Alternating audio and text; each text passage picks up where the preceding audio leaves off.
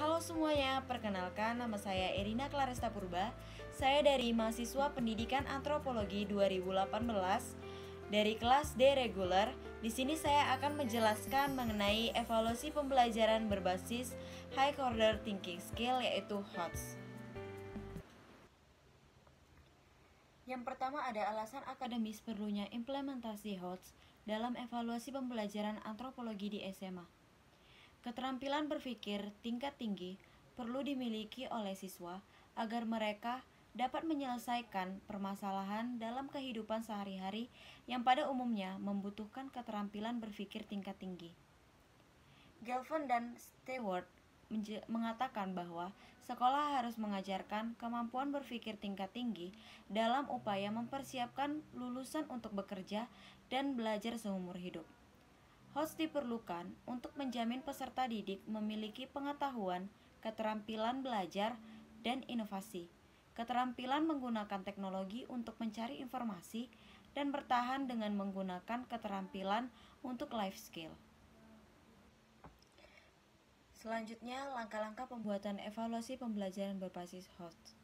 Langkah-langkah penyusunan instrumen penilaian berbasis HOTS menurut modul yang disusun oleh Widana meliputi beberapa langkah, yakni yang pertama melakukan analisis KD yang dapat dibuat soal HOTS, yang kedua membuat kisi-kisi soal, yang ketiga menggunakan stimulus yang menarik dan kontekstual, yang keempat menulis soal sesuai dengan kisi-kisi soal, yang kelima membuat pedoman penskoran serta kunci jawaban.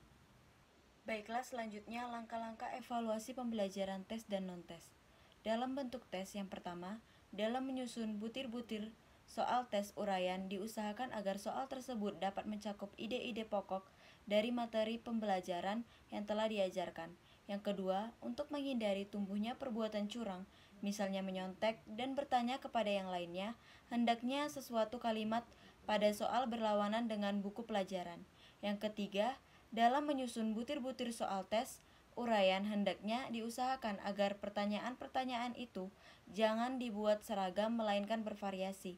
Yang keempat, kalimat soal yang disusun hendaklah ringkas dan padat. Yang kelima, sebelum mengerjakan soal, hendaklah mengemukakan cara mengerjakannya. Contoh-contoh jawaban soal harus ditulis di atas lembaran jawaban dan sesuai dengan nomor urut. Kemudian dalam bentuk non-tes. Yang pertama, guru dapat melakukan observasi terhadap peserta didik yang dibinanya. Hasil observasi dapat dijadikan sebagai umpan balik dalam pembinaan. Observasi perilaku di sekolah dapat dilakukan dengan menggunakan buku catatan khusus tentang kejadian-kejadian berkaitan dengan peserta didik selama di sekolah. Yang kedua, menanyakan secara langsung tentang sikap seseorang berkaitan dengan sesuatu hal, misalnya bagaimana tanggapan peserta didik tentang kebijakan yang baru dilakukan di sekolah mengenai peningkatan ketertiban. Selanjutnya ada contoh evaluasi pembelajaran berbasis HOTS. Materi, kebudayaan dan kearifan lokal. Submateri, masyarakat dalam menjaga dan melestarikan kearifan lokal. Afektif. Pada ranah afektif, KD afektif memperjelas pengaruh budaya asing terhadap budaya lokal di lingkungan sekolah. IPK afektif kunci memperjelas pengaruh budaya asing terhadap budaya lokal di lingkungan sekolah. IPK afektif pendukung yang pertama memberikan contoh sikap melestarikan budaya lokal di lingkungan sekolah. Yang kedua melaporkan pengaruh budaya asing apa saja yang dapat berdampak terhadap budaya lokal di lingkungan sekolah. Yang ketiga menampilkan sikap yang menunjukkan cinta terhadap budaya lokal. Teknik penilaian, penilaian diri, instrumen penilaian, skala Likert. Selanjutnya pada ranah kognitif, KD kognitif mengelompokkan pengaruh-pengaruh budaya asing yang berdampak pada budaya lokal. IPK kognitif kunci mengelompokkan pengaruh-pengaruh budaya asing yang berdampak pada budaya lokal.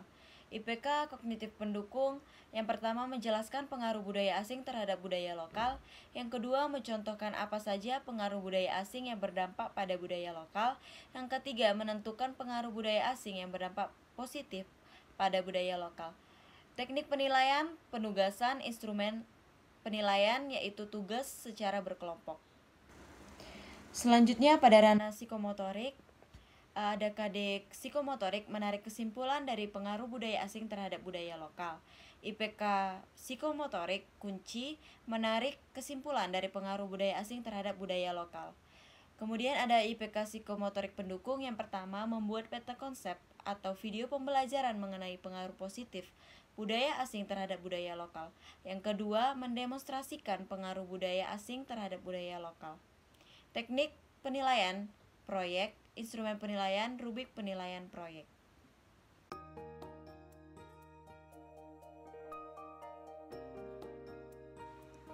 Baiklah, sekian penjelasan saya mengenai evaluasi pembelajaran berbasis HOTS. Jika ada salah dari penjelasan saya mohon maaf. Terima kasih.